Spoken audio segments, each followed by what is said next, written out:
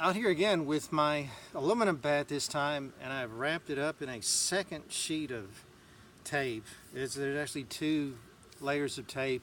I find that this really helps me with the jamming feel that I was getting at the bottom of my wrist, and it makes it almost as, believe it or not, maybe an extra 1/8 of an inch or so, but that makes it equivalent to the handle of a wooden bat and is now not bothering my swing at all. However, this is going to be my bottom hand today. I'm actually going to try to make a video where I swing right-handed. I would not have dreamed of making this video a few short days ago, but I was actually, believe it or not, looking at one of Ted Williams' old videos, and of course he wasn't just Ted, it was everybody when I was growing up, and still everyone criticizes the hitch. One thing you don't want to do is dip your hands before you swing. And you know me, I'm a contrarian, so I know that Josh Gibson and Jimmie Fox and Babe Ruth, a lot of guys had hitches and seemed to have done pretty well with them. So I started asking myself, now how did they get away with that? Hank Greenberg, he's another one. There are a lot of them. Well, I found out that right-handed, I actually prefer this. More about that later, but let me see if I can demonstrate a few swings off of my personal pitcher here with these little golf ball sized balls. And I've got a plate here from kind of replicating the dimensions of the 1890s. They had a square plate, a little square plate, until about 1900, 1898 or something.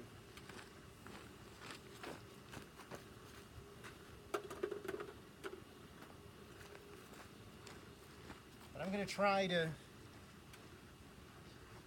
make some contact with these. I'm going to do that. I'm going to pump with every one of them. It's to right field. Foul ball.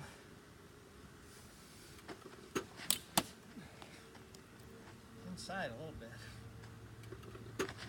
Oh! Change up. Well, I got a couple of good hits there. Again, trying to go to the off field with all of them.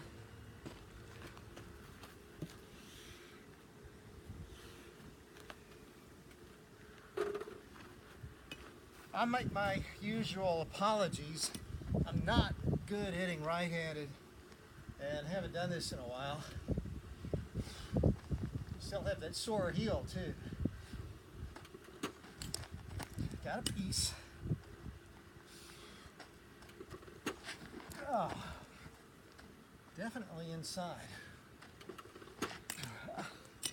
Come on now. That was better.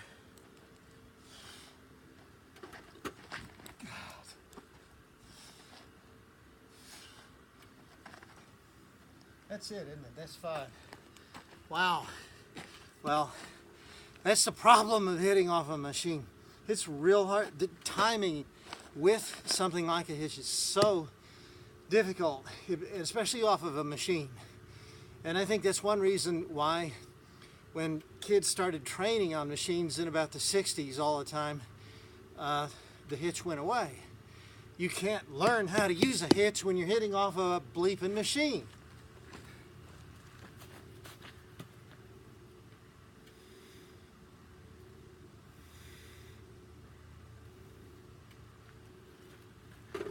But I'm trying to get my hands down, of course, before the ball is delivered, and then come up. That's foul. There we go. I pulled that. Way out in front of it. Oh boy. 5 more.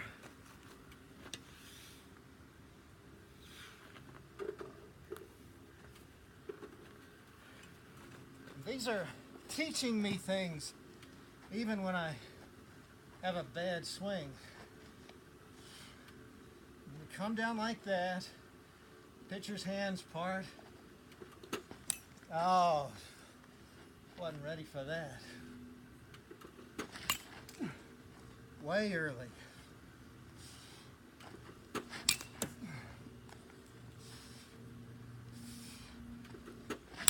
Oh, that was a good one.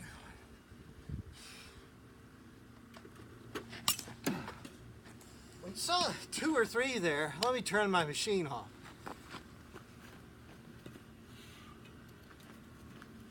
2 or 3 where, oh, I was so far out in front of them. And yet, because, and we say this over again in smallballsuccess.com, and I'm actually working on a new book right now. It's the occasion of my reconsidering this whole issue. When you transfer your weight forward powerfully, you can get way out in front of something. I did that on 2 or 3 of them. I got too early, and because I was leaving the ground with my back foot, I could keep my hands back and then come through like that. And also, this is part of the same equation. When you shift your weight forward 100% in that fashion, you can, instead of having a dip in your swing, you can come straight down into the swing and hold that line into the ball at a slightly downward angle, because we're looking for backspin. You can do that for a really long time. Nolan Arenado does this, I think, much better than anybody in the game today. I have no idea where he learned it. I'm guessing it just kind of came natural to him. A lot of the things that our best hitters do, I think they started doing naturally. I don't think anybody ever taught them.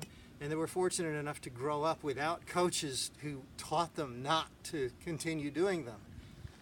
Because these guys we're talking about in the early 1900s, they were pretty much self-taught, you know. They didn't have coaches telling them the right and wrongs. So I'm doing this. I'm getting my weight back and dropping my hands. And I'm going to keep this forward leg stiff too. This is all going to help me balance. I kind of wish I'd had the bat a little more forward. I meant to do that and I forgot. But this is going to allow me to keep my balance a little longer. And I'm in a bit of a crouch too, so I can stay poised if I have to. But I'm holding that. It's going to be hard to figure out when to start doing that when you have a fast-throwing modern pitcher who throws out of the stretch. But I can also kind of just, I can do this and just tap on this toe if I have to. But when his hands part and he starts his movement toward the plate, basically I'm starting my movement toward him too. So he's coming toward the plate, and about the time that I need to make my decision about whether to swing or not, my front foot is coming down and my hands are over the front foot virtually. They're in kind of this downward line with the front foot, and I'm ready to pull the trigger. If I decide that's a good pitch, I'm going to go after it. What would happen if I stayed back over my back foot? If I did the whole hitch and everything and then rocked back, if I'm missing my timing just a little bit, as I frequently did in those rounds, then because I'm staying back, oh, I've got this great balance, and some color commentator on the game is going to take his marker and illustrate the whole picture, and I'm just perfectly balanced. Isn't that wonderful? Except my bat is going to be coming up about the time that I can make contact. And I'm not going to make any contact at all, or I'm going to get some weak topspin and hit a miserable little rollover ground ball. So I'm going to get off the back foot and keep that line into the ball. And that's how Josh Gibson did it, who hit more home runs than any Homo sapiens in the history of the earth. We don't know exactly how many, but that's how Jimmie Fox, how many did he? 550 or some huge number of home runs, especially for back then. Hank Greenberg, whose career was sabotaged by a little thing called World War II for several years, but Hank was a tremendous hitter. These guys, they all hitched. How did they do it? Because they were doing what I just showed you. So you can hitch, and I love it from the right side. I can't do the other stuff that I love so much from the left side. I'm so much more of a control hitter from the left side. I feel like I have everything much more under control, and that's great, but I'm probably able, if I get this down, I could probably hit for more power from the right side. But this is the way I would hit from the right side. My top hand is stronger, and it's the way that I want to hit. So you could try this out, but what you probably ought to do is have a dedicated adult or a friend who will throw you lots of live pitching, because you're not going to learn how to do this off of a pitching machine. The timing is so complicated that you'll never figure it out. So find a friend.